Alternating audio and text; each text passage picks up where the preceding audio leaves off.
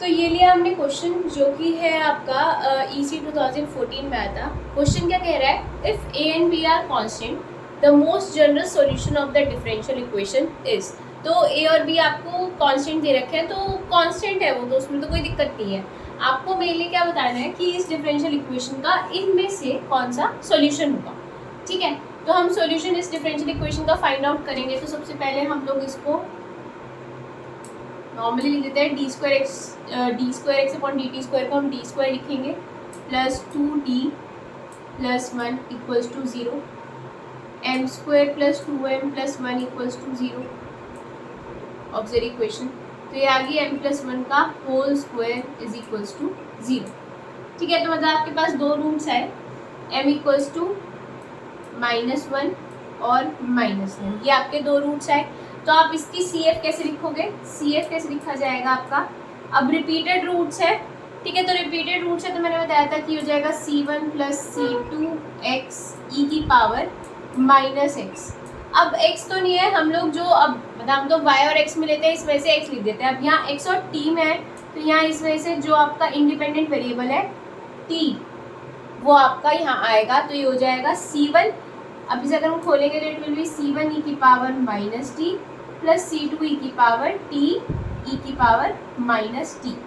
तो अब a और b कोई कांस्टेंट है, तो आप अगर C1 और C2 की जगह a और b ले लो तो it will B a e की power -t plus b t e की पावर -t। तो हम देख लेते हैं कौन सी वाला आपका जो ऑप्शन है वो इसको सेटिस्फाई कर रहा है। तो a की पावर -t है, बट बी टी के पास -t भी है, तो ऑप्शन ए तो कैंसिल हो गया। और हमें दिख रहा है कि ये आपका सेकंड ऑप्शन है जिसमें ए की power -t plus B T की पावर -t आ रहा है, तो इस वजह से आपका बी ऑप्शन करेक्ट हो गया। तो ये हमने लिया क्वेश्चन जो कि EC 2014 में ही आया था। क्वेश्चन क्या कह रहा है, if y is equals to fx is the solution of the differential equation. अगर y जो है y is equals to fx जो है, अगर इस डिफरेंशियल इक्वेशन का सॉल्यूशन है जो कि आपको दे रखे D square Y upon D X square is equals to 0 with the boundary condition. साथ में आपको बाउंड्री कंडीशन दे रखी है, आपको x 0 जब है, y जब 5 है तब आपका x 0 है, और D Y by D X जो है 2 है जब आपका x 10 है। तो आपको फंक्शन की वैल्यू 15 पे निकालनी है। तो आपके लिए आपको सबसे पहले इसमें आपको अपना y निकालना पड़ेगा, दैट इज सॉल्यूशन निकालना पड़ेगा जो कि fx के इक्वल हो जाएगा। तो अब हमें दिख रही है डिफरेंशियल इक्वेशन है हमारी D square Y upon D X square is equal to 0, that is a homogeneous differential equation. अब homogeneous differential equation with constant coefficient में मैंने बताया था कि आप सिर्फ कॉम्प्लीमेंट्री फंक्शन निकालोगे, तो हम डायरेक्ट इसका कॉम्प्लीमेंट्री फंक्शन निकालते हैं। तो ये D square is equals to 0 हो जाएगा, M square is equals to 0। तो m के दो रूट्स आए जो कि है 0 0, दो बार 0 इसलिए लिखा क्योंकि m स्क्वायर है जो आपका कहते हैं ना, हम जितने पॉलिनोमियल होता है, जितने डिग्री का पॉलिनोमियल होता है उतने इसके रूट्स आते हैं। तो ये आपके पास 2 डिग्री का एक तरह से पॉलिनोमियल बन रहा था, तो आपके दो रूट्स निकलेंगे, दैट इज 0 एंड 0। अब रिपीटेड रूट्स है तो हम जानते हैं कि इसका CF कैसे हो जाएगा, C1 प्लस C2x e की पावर 0x हो जाएगा, ठीक है, और C1 प्लस C2x e की पावर 0x तो 1 ही होगा, e की पावर 0 विल बी 1, तो C1 प्लस C2x आपका y आ गया एक तरह से, और यही आपका fx भी हो जाएगा क्योंकि इन्होंने y को ही fx कहा गया है। अब हम डालते हैं अपनी बाउंड्री कंडीशन, क्या कह रहा है, जब x 0 है तो y 5 ले रहा है, तो मतलब y 5 है, x 0 है, तो C2 तो खत्म ही हो गया, C1 की वैल्यू आ गई आपकी इससे 5। अब दूसरी कंडीशन क्या है, जब अब इसका D Y by D X निकालना पड़ेगा, तो यहाँ ही कर देते हैं, D Y by D X आपका आ गया इसका C2, क्योंकि ये C1 तो कांस्टेंट है तो 0 हो जाएगा, x का होगा तो सिर्फ C2 बचेगा।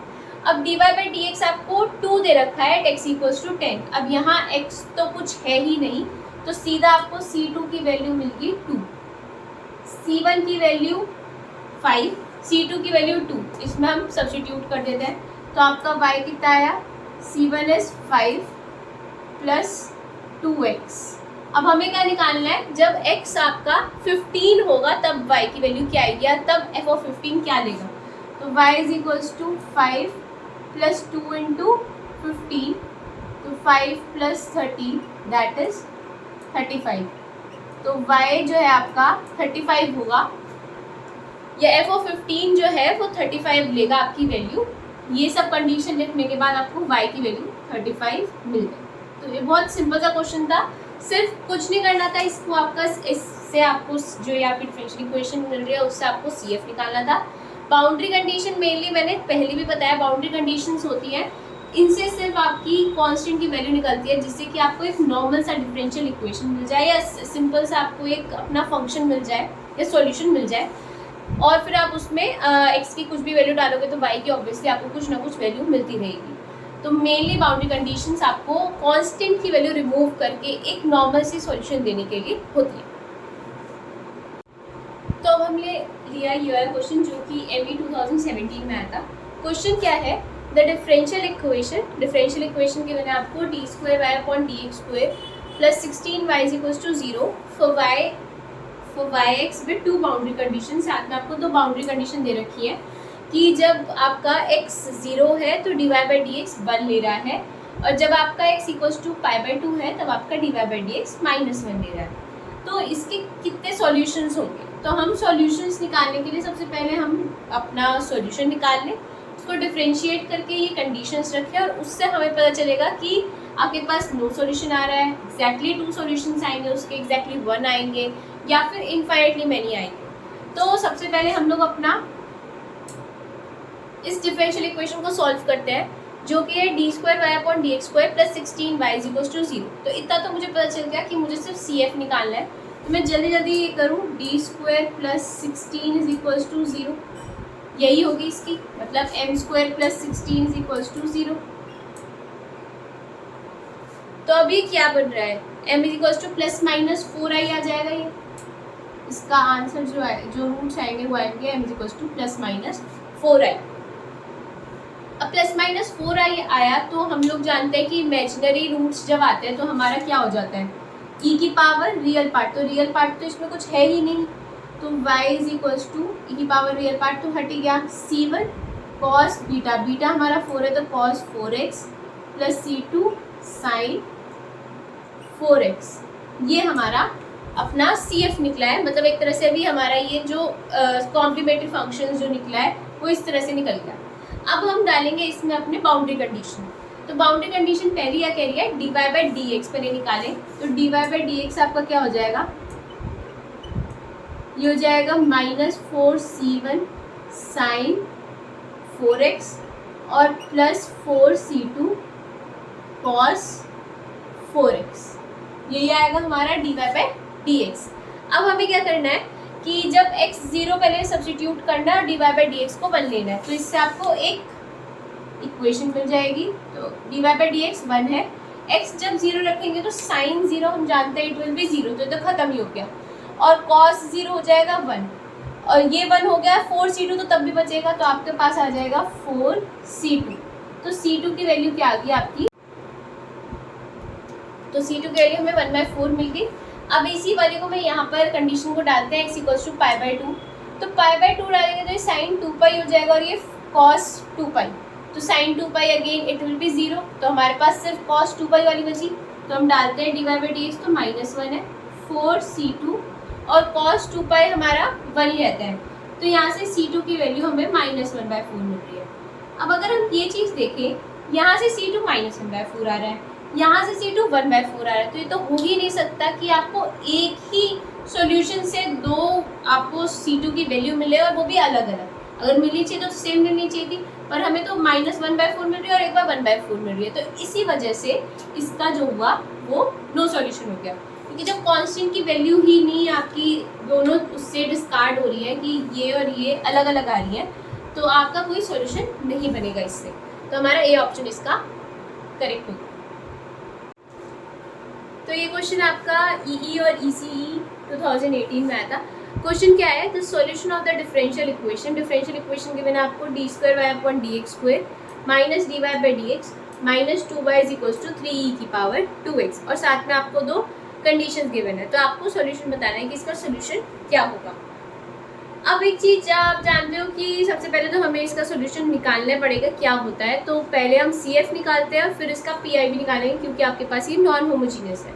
तो सी एफ निकालने के लिए हम लोग क्या करते हैं, ये हो जाएगा D square minus D minus two is equals to 0। ठीक है, चाहे आप एम में लेके चलो सेम ही आएगा। अब इसके रूट्स क्या आएंगे, D square minus 2d plus D minus 2 is equals to 0। तो D minus 2 plus 1d minus 2 is equals to 0। तो आपके पास एक रूट आया, मतलब d इक्वल्स टू -1 आ जाएगा और d इक्वल्स टू 2 आ जाएगा। तो हम अगर इसका सी एफ निकालेंगे तो क्या आएगा हमारे पास, c1 e की power -x plus c2 e की पावर 2x। तो हमें ये तो पता चल गया कि एक तो c1 e की पावर -x रहेगा और c2 e की पावर 2x रहेगा। तो अभी देख लो किसी इस चीज़ से हम लोग दो ऑप्शन तो डिस्कार्ड कर सकते हैं आराम से। सबसे पहले तो -x आना चाहिए। अब जहाँ e की पावर x है वो कर दो कैंसिल, ये कैंसिल हो गया आपका और एक ये भी कैंसिल हो गया। अब e की पावर -x है और e की पावर 2x है, तो अब हमें a और c में से बताना है कि कौन सा सही है। वो वैसे आगे जाके अभी और पता चल जाएगा। देखो अब एक और चीज़, अब यहाँ पर जो ये e की पावर 2x और e की पावर -x तो है ही आपका, प्लस x e की पावर 2x जो है वो दोनों में सेम है। तो मतलब एक तरह से हमें ये चीज़ थोड़ी सी पता चल जाए कि यही हमारा पर्टिकुलर इंटीग्रल होगा। अब इसे चाहे चेक भी कर सकते हो कि आपका x e की पावर 2x ही आपका पर्टिकुलर इंटीग्रल आएगा। तो हम क्या करते हैं, ये 3 e की पावर 2x है upon D square minus D minus 2। हमारी सबसे पहला केस जो कि एक्सपोनेंशियल के लिए था। अब इसमें हम d की जगह ये 2 डाल देंगे तो हो जाएगा 3 e की पावर 2x अपॉन 4 -4 आएगा जो कि हो जाएगा आपका 0। तो अब हमारा जब डिनोमिनेटर 0 होता है तो हम क्या करते हैं, x मल्टीप्लाई करते हैं, ये 3 e की पावर 2x तो एज इट इज रहेगा और नीचे डिफ्रेंशिएट करते हैं तो ये 2d -1 आएगा। अब हम डालेंगे d को 2 तो it will B x 3x e की पावर 2x अपॉन d को 2 डालेंगे तो 2 2 4, 4 -1 3 से 3 कैंसिल हो गया। तो एक तो वैसे पता चल ही रहा था x e की पावर 2x ही इसका पर्टिकुलर इंटीग्रल आएगा, बट मैंने करके दिखा दिया। क्यों, देखो e की पावर -x और e की पावर 2x तो इसमें कवर हो गए ना, तो आपका जो बाकी का बचा है वही आपका पर्टिकुलर इंटीग्रल होएगा। अब पर्टिकुलर इंटीग्रल देखो दोनों में सेम है, x e की पावर 2x x e की पावर 2x, तो पर्टिकुलर इंटीग्रल तो x की पावर 2x रहेगा। मेन अब ये है आपको जब ये y जो मिला वो ये मिला ना, c1 e की power -x plus c2 e की power 2x plus x e की पावर 2x। अब आपको इसमें अपनी बाउंड्री कंडीशन सब्स्टिट्यूट करके c1 c2 की वैल्यू निकालनी पड़ेगी, जिससे आपको ये पता चल जाए कि जो c2 है, मेनली c2 से ही हमें पता चलेगा कि कौन सा आपको ऑप्शन ठीक है, क्योंकि e की पावर -x का कोएफिशिएंट तो 1 है दोनों में, इसमें चेंज हो रहा है, इसमें +1 है इसमें -1 है। तो मेनली आपको c2 की वैल्यू से पता चलेगा कि आपका कौन सा ऑप्शन करेक्ट है।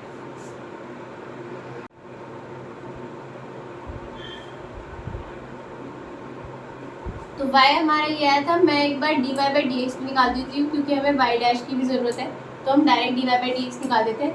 तो ये हो जाएगा -c1 e की power -x plus 2c2 e की पावर 2x प्लस e की power 2x plus 2x e की पावर 2x, ये हमारा dy/dx आया।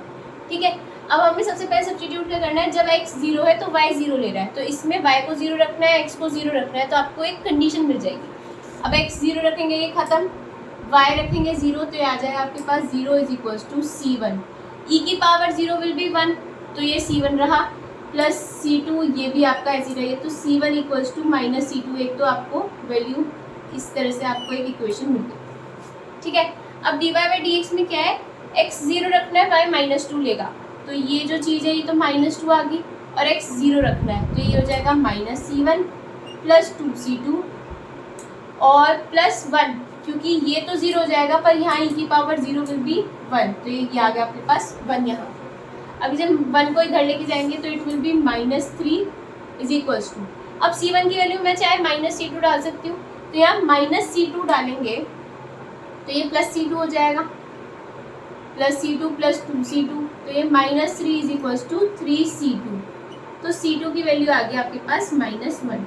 बस हमने यही वैसे तो देखना था, c2 की वैल्यू आ गई आपके पास -1, यही मैंने अभी बताया था कि हमें मेनली C2 की वैल्यू से ही आपको पता चल जाएगा कौन सा ऑप्शन ठीक है। तो C2 की वैल्यू -1 आ गई, तो आपका ये वाला ऑप्शन जो ए है वो आपका करेक्ट हो गया। ये लिया हमने नेक्स्ट क्वेश्चन जो कि आपका ME 2019 में आया था। क्वेश्चन क्या है, द डिफरेंशियल इक्वेशन, जो आपको डिफरेंशियल इक्वेशन दे रखी है वो दे रखी है x² d² y/dx² -2x dy by dx plus 2y = 4। तो इसमें से आपका कौन सा इसका सॉल्यूशन होगा।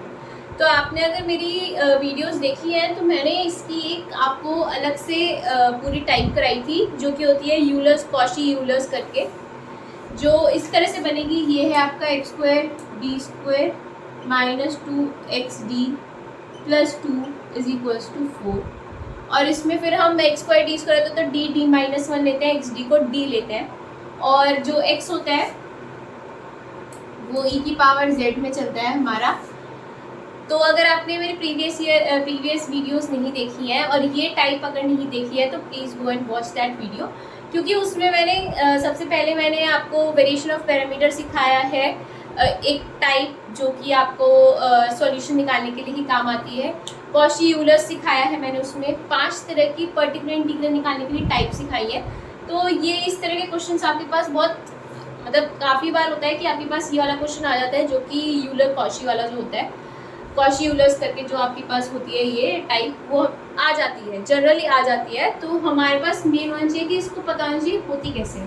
तो मैंने बताया था x² d² को हम d -1 लेंगे और xd को d लेंगे, तो it will B -2d plus 2 = 4, और x आपका e⁻z रहेगा। तो अब हम पहले d की वैल्यू निकालेंगे, तो d² -3d plus 2।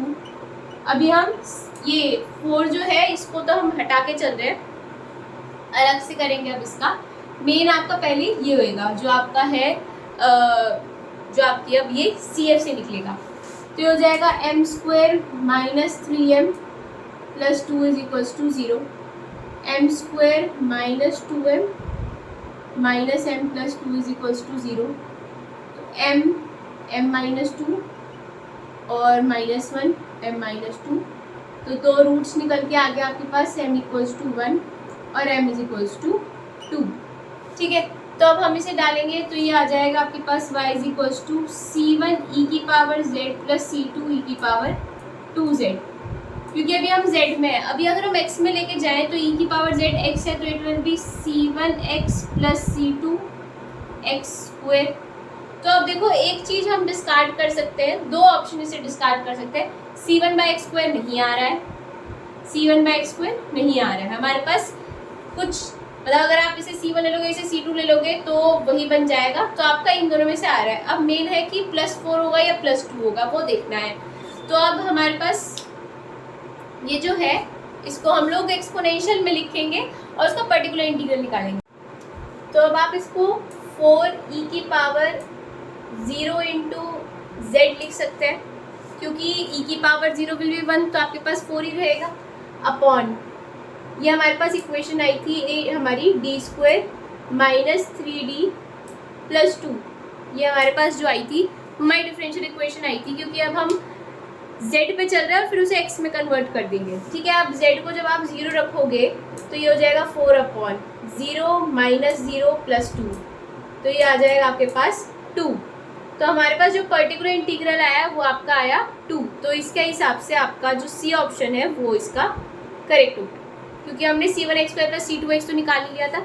मेन आपका पर्टिकुलर इंटीग्रल निकालना था जो आप निकाल चुके हो 2।